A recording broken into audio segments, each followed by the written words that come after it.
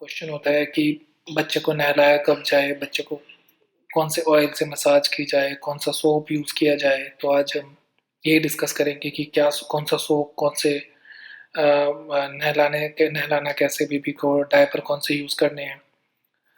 तो सबसे पहले ज़रूरी है कि हम लोग अभी जैसे नॉर्थ इंडिया में तो टेम्परेचर बहुत ज़्यादा कम है, तो ऐसी सिचुएशन में स्पॉन्जिंग बेहतर है नहलाने से अच्छा। गर्मियों में आप डेली नहला सकते हैं, सर्दियों में स्पॉन्जिंग ज़्यादा अच्छा रहता है।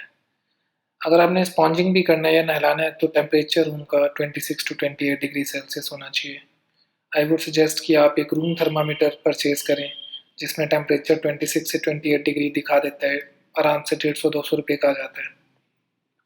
और अगर टेम्परेचर कम है तो हीटर का यूज़ करें। ऑयल हीटर है जो वो ह्यूमिडिटी को मेंटेन रखते हैं, ऑयल हीटर का यूज़ कर सकते हैं एज़ कम्पेयर टू जो दूसरे हीटर आते हैं, वो थोड़ा ड्राइनेस कर देते हैं।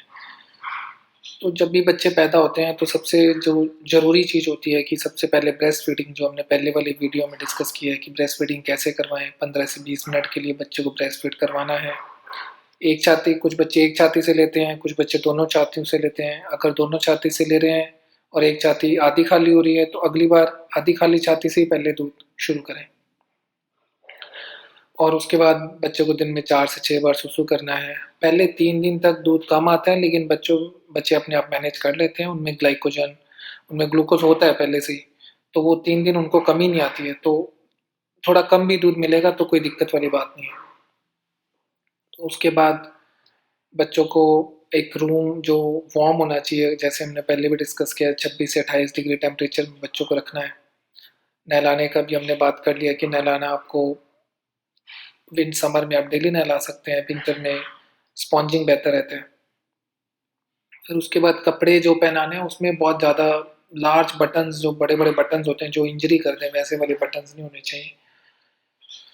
स्मॉल बटन्स हों। और उनको कपड़ों को, जो विंटर वाले कपड़े हैं उनको आपने जो नैफ्थलीन बॉल्स हैं उसमें नहीं रखने हैं, क्योंकि वो नैफ्थलीन वाली बॉल्स कई बार बच्चों में एक बीमारी होती है G6PD डेफिशिएंसी, जिसमें वो बच्चों को पीलिया बढ़ा देती हैं। तो अगर जैसे कई कई जो स्टेट्स में ये रिवाज है कि बच्चों को पुराने कपड़े पहनाते हैं 2-3 साल पुराने, और उनको वो नैफ्थलीन बॉल्स में रखा जाता है। तो अगर ऐसा आपको पुराने कपड़े पहनाने हैं तो वो कपड़ों को 2 दिन के लिए धूप में रखें पहले, उसके बाद बच्चों को पहनाएं। उसके अलावा सोप पूछते हैं लोग कि सोप कौन सा यूज़ करना है। बच्चों की जो स्किन होती है वो एसिडिक स्किन होती है, थोड़ी सी एसिडिक होती है, तो जो थोड़ा सा एसिडिक सोप 5.5 पीएच जिसको हम बोलते हैं, जो नॉर्मली बेबी सोप होते हैं वो इसी थोड़ा सा एसिडिक 5.5-6 पीएच वाले सोप, न्यूट्रल पीएच वाले सोप भी यूज़ किए जा सकते हैं। जैसे बहुत सारे ब्रांड्स आते हैं, जॉनसन एंड जॉनसन का आता है, सीटाफिल आता है, ऐसे बहुत सारे सोप्स आते हैं जो आप यूज़ कर सकते हैं। ऑयल पूछते हैं कौन सा ऑयल बेहतर है। जो सरसों का तेल है वो थोड़ा-सा, एक तो उसका स्मेल होता है और थोड़ा-सा वो इरिटेशन करता है बच्चों को। जो उनकी स्किन होती है बहुत ही नाज़ुक और मुलायम होती है, तो सरसों का तेल अवॉइड करें। और कोकोनट ऑयल सबसे अच्छा है, सबसे सस्ता और अच्छा है कोकोनट ऑयल।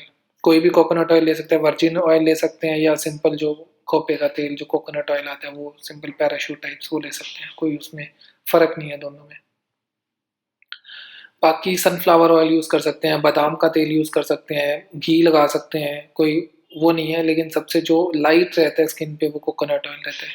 बाकी कोई भी यूज़ कर सकते हैं सिवाय मस्टर्ड ऑयल के। और जो जो जैसे जो केमिकल ऑयल होते हैं, जैसे कई सारी कंपनीज़ के भी आते हैं तो उनको अवॉइड करें। कई बार उन्होंने परफ्यूम डाला होता है तो वो बच्चों को इरिटेशन करता है। तो यही कुछ एडवाइस थी रिगार्डिंग बेदिंग, टेम्परेचर। बच्चों को जब भी आपको लगे बच्चा ठंडा हो रहा है तो हमेशा हाथ और पैर पे उनका टच करें, और अगर वो ठंडे लग रहे हैं तो बच्चा ठंडा है।